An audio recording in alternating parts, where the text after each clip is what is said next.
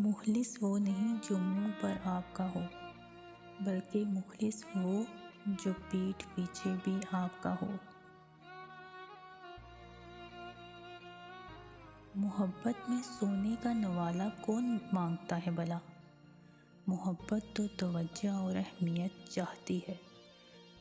جب آپ کو آواز دی جائے اور آپ ماتھے پر بنا بر ڈالے کہیں میں حاضر۔ دنیا کبھی مہربان نہیں ہوتی، ناز نخرے بس اللہ اٹھاتا ہے۔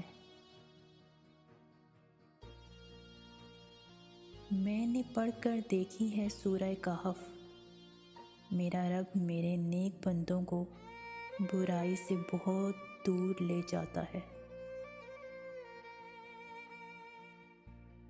انسان ہر چیز کے بغیر رہ سکتا ہے، لیکن انسان اپنے دکھ اللہ کو بتائے بنا نہیں رہ سکتا، کیونکہ اللہ ہی تو سکون عطا کرتا ہے۔ زندگی ہمیں خوبصورت دوست دیتی ہے، لیکن اچھے دوست ہمیں خوبصورت زندگی دیتے ہیں۔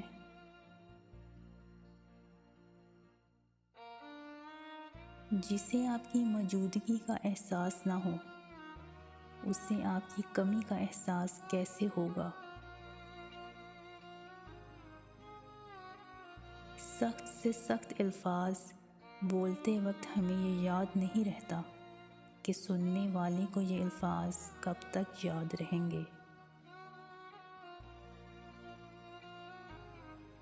زندگی تب بہتر ہوتی ہے جب آپ خوش ہوتے ہیں، لیکن زندگی بہترین ہوتی ہے جب آپ کی وجہ سے کوئی دوسرا خوش ہوتا ہے۔ سچے انسان کو ہمیشہ جھوٹے سے زیادہ صفائیاں دینی پڑتی ہیں۔ کسی کو پیار کرو تو اتنا کرو کہ وہ تکلیف میں سب سے پہلے آپ کو یاد کرے۔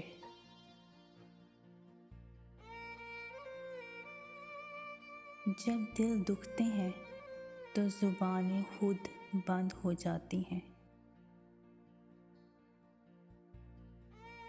اور پھر ایک دن میرے لیے ساری محبتیں جاگ اٹھیں گی۔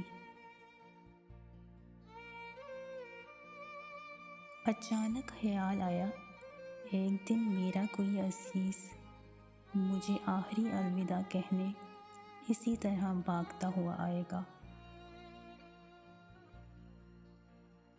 وضو، کفن، دعا، دفن اور یوں ہر کہانی ختم۔ دنیا میں دو کام بہت مشکل ہیں، ایک اس کے ساتھ رہنا جس سے محبت نہ ہو، اور ایک اس کے بغیر رہنا جس سے محبت ہو۔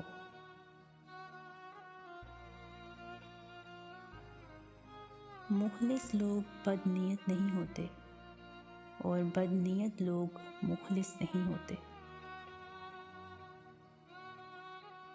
کسی بھی تعلق کی پہلی سیڑھی اعتماد اور بھروسہ ہے۔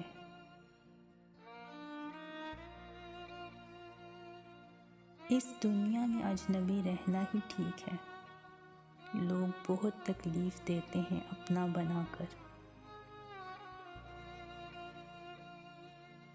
اپنے ارادے میں مخلص رہو، تم اللہ پاک کی مدد کو اپنے ساتھ پاؤ گے۔ اللہ پاک جب کسی کی مدد کرنا چاہتا ہے تو ایسے اسباب بنا دیتا ہے کہ نہ ہونا بھی ہو جاتا ہے۔